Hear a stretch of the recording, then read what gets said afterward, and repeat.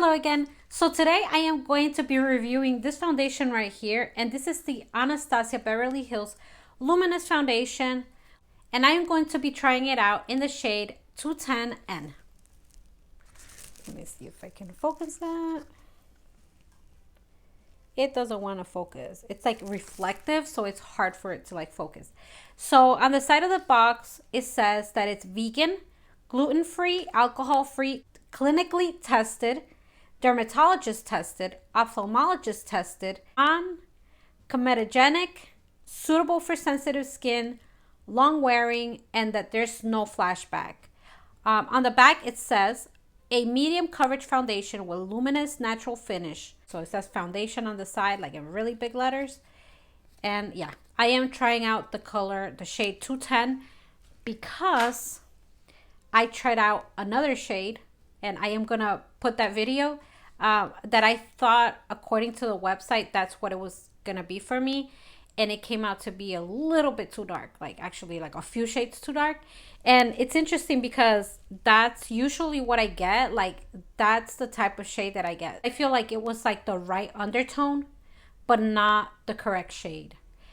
So just keep that in mind when you order this foundation, because online it might look like that's the one for you, but in person it might not be. So keep that in mind. Anyways, I ended up going back to Ulta and they color matched me, and the girl was like, yeah, I think you're this one, the 210N. The interesting part is that I had gone before to get color match, and they had told me that I was the other one, which was 260N.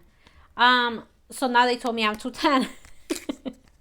It just depends on who's color matching you that day.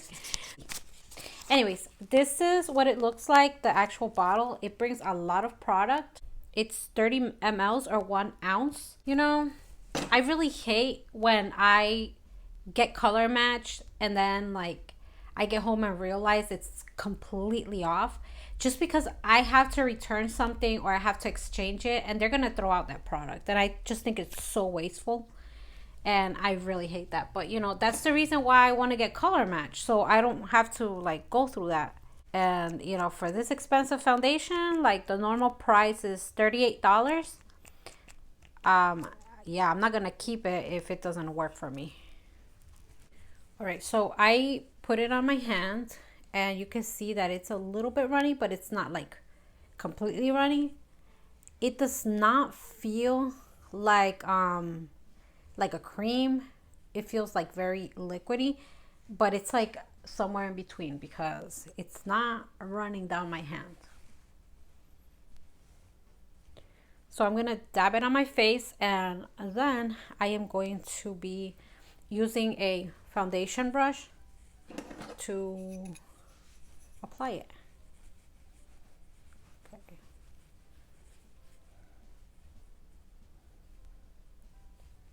You know, when I tried on the other one, the one that was a little bit darker, it was actually like a really nice finish. That's what I noticed. I just kept that on for like 5 minutes just to look at the coverage and to look at the like the finish on it. And yeah, it was quite luminous, and I like that.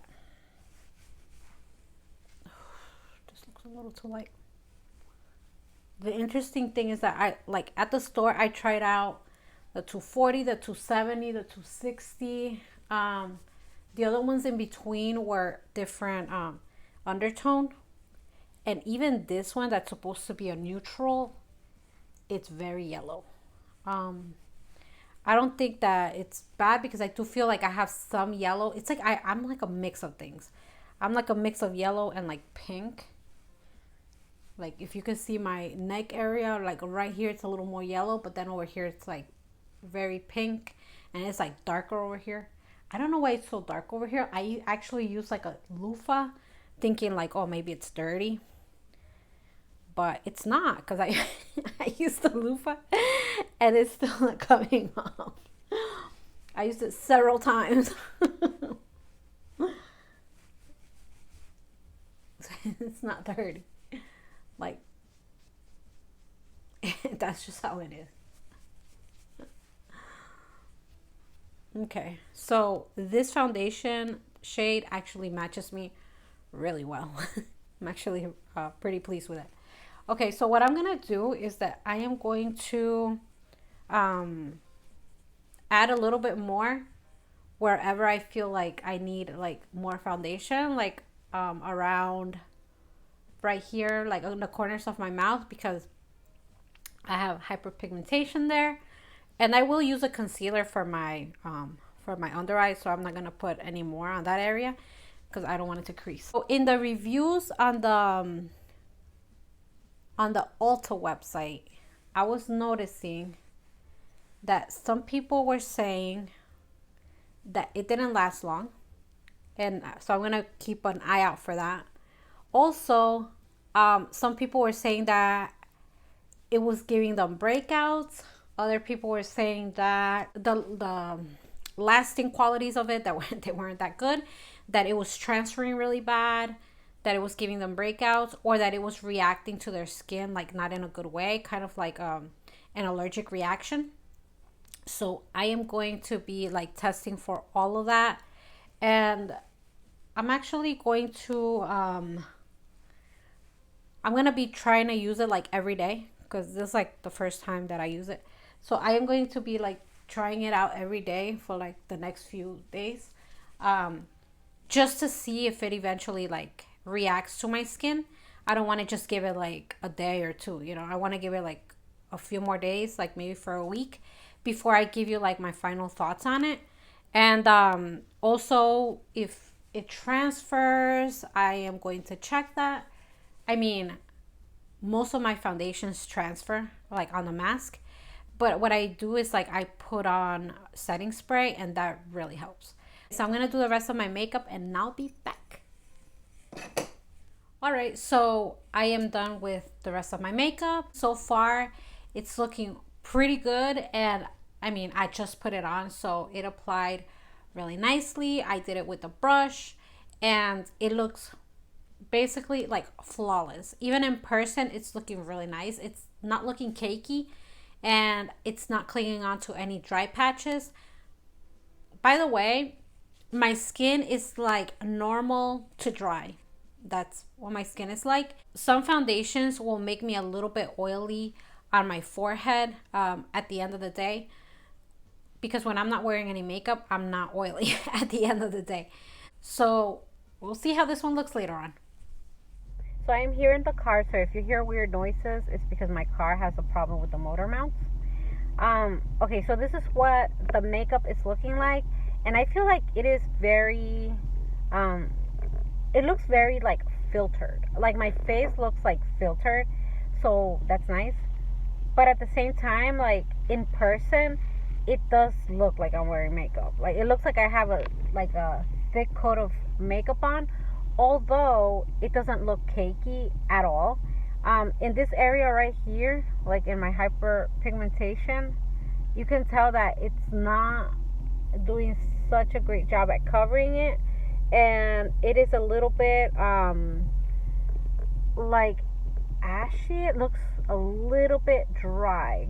The rest of my face looks dewy. It looks like it's glowing. It's like luminous, so that's really nice.